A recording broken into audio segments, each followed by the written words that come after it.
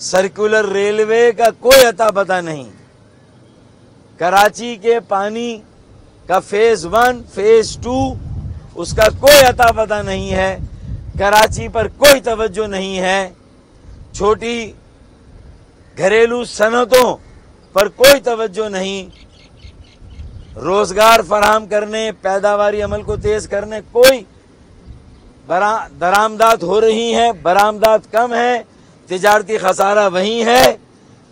IMF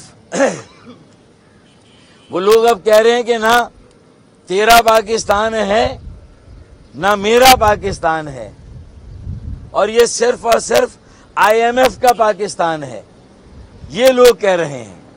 لوگوں کی چیخیں نکل گئی ہیں۔ خدا را ہوش کے ناخن لیں، میں وارننگ دے رہا ہوں، میں انتباہ دے رہا ہوں، اگر یہ سلسلہ یہاں نہ رکا تو مجھے نہیں معلوم آگے کیا ہوگا۔ کراچی میں مجھے پانی کے فسادات اور پانی کے فسادات کو لے کر لسانی فسادات نظر آ رہے ہیں، انہیں روکنے کی ضرورت ہے، بس یہ مجھے آج کہنا تھا۔